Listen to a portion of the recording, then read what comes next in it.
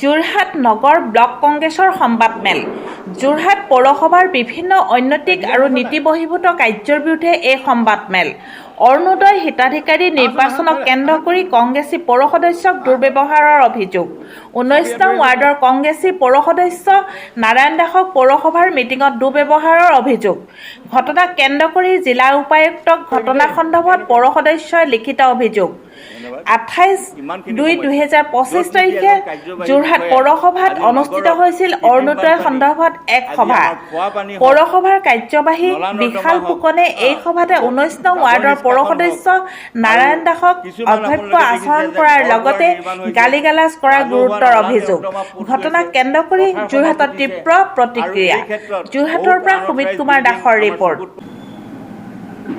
এই এখন প্ৰেছ মিটৰ আয়োজন কৰিব লগা হ'ল এটা দুৰ্ভাগ্যজনক বিষয় যে সংস্কৃতিবান নগৰী ৰূপে পৰিচিত যোৰহাটত আমি সংসদীয় গণতান্ত্ৰিক ৰাষ্ট্ৰ এখনৰ নাগৰিক হিচাপে আমি জানো যে ৰাষ্ট্ৰৰ প্ৰথম পদক্ষেপেই হ'ল স্থানীয় স্বায়ত্তশাসন বা লোকেল ছেল্ফ গভৰ্ণমেণ্ট।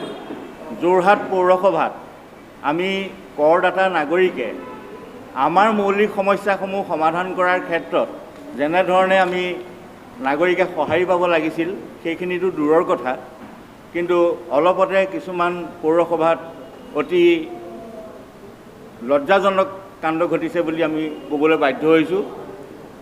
মোৰ কাষতে থকা 5বাৰকৈ যোৰহাট পৌৰসভাৰ সদস্যৰূপে নিৰ্বাচিত হোৱা আমাৰ শ্ৰদ্ধাৰ জিলা কংগ্ৰেছৰ অন্যতম উপসভাপতি শ্ৰী নাৰায়ণ দাস ডাঙৰীয়া গত 28/2/2025 তাৰিখে পৌৰসভাৰ সভাকক্ষত পৌৰসভাৰ এজন নিৰ্বাচিত প্ৰতিনিধি তেখেত সভাকক্ষ বুলি ক'লে সভাত আলোচনা হ'ব লাগে, সভাত মতানৈক্য থাকিব পাৰে, কিন্তু সেই মতানৈক্যবিলাক বুজাই দিয়াটো এজন পৌৰসভাৰ কাৰ্যবাহী বিষয়াৰ দায়িত্ব আৰু কৰ্তব্য।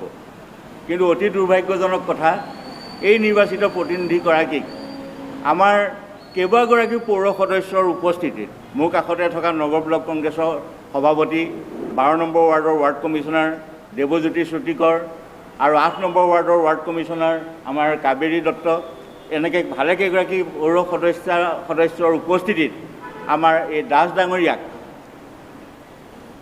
বহুত বেয়াকৈ তেখেতে অশালীন মন্তব্যৰে গালি-গালাজ কৰে, আনকি FIR পৰ্যন্ত লজ কৰিম বুলি কয়। সভাকক্ষত তেখেতৰ লগত কিবা আলোচনাৰ বিবাদ হ'ব পাৰে, কিন্তু দাস ডাঙৰীয়াই লগে লগে প্ৰত্যাহ্বান জনায় যে মোক কিহত FIR লজ কৰিব।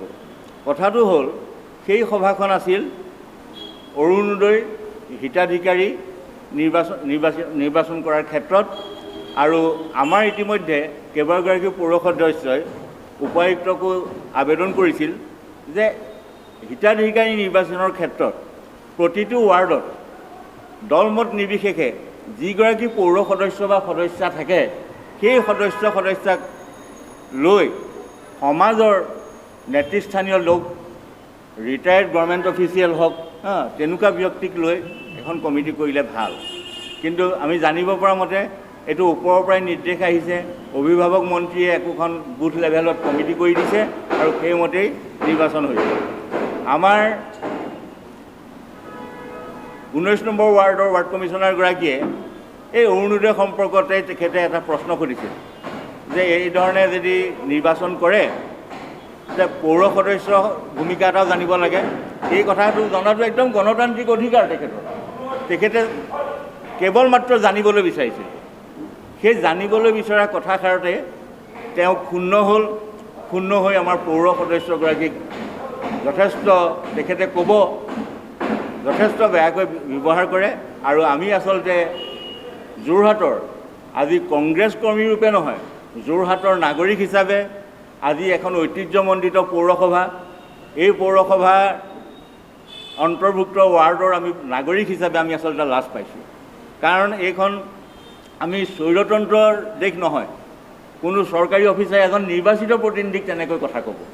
গতিকে আমি ভাবোঁ যে ইয়াৰ এটা বাৰ্তা আপোনালোকৰ জৰিয়তে ৰাইজলৈ যাব বুলি আমি আশা কৰিছোঁ।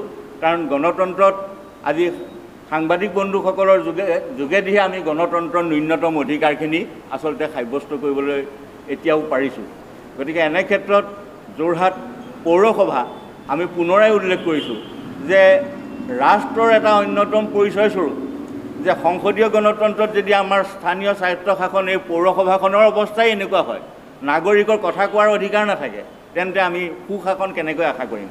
গতিকে আমাৰ এটা দাবী হ'ল যে আমাৰ 5গৰাকী ৱাৰ্ড কমিশ্যনাৰেও এই ঘটনা সন্দৰ্ভত উপায়ুক্তক অৱগত কৰিছে আৰু আমি বিচাৰোঁ যে এনেকুৱা ধৰণৰ ঘটনাবিলাক আচলতে ভৱিষ্যতৰ দিনৰ কাৰণে একোটা চানেকি হ'ব নালাগে।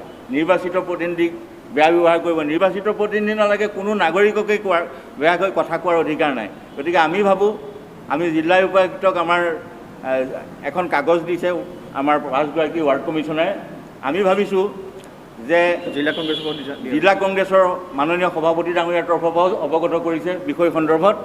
আমি যিহেতু সকলো বিষয়াৰ কণ্ট্ৰলিং অফিচাৰ আমাৰ সন্মানীয় উপায়ুক্ত মহোদয়, কমিশ্যনাৰ ডাঙৰীয়া, গতিকে আমি আশা কৰিছোঁ যে তেখেতে এক সুবিচাৰ কৰি এই গণতান্ত্ৰিক আমাৰ যি অধিকাৰ, এগৰাকী সন্মানীয় নিৰ্বাচিত প্ৰতিনিধিৰ প্ৰতি কৰা যি মিছবিহেভ, এই গোটেইখিনিৰ পৰিপ্ৰেক্ষিতত আমি সেইগৰাকী বিষয়াৰ নিঃচৰ্ত ক্ষমা প্ৰাৰ্থনা কৰাটো বিচাৰিছোঁ আৰু ভৱিষ্যতে যেনে এনেধৰণৰ ঘটনা পুনৰ সংঘটিত নহয় সেইটোকে আমি কামনা কৰিছোঁ।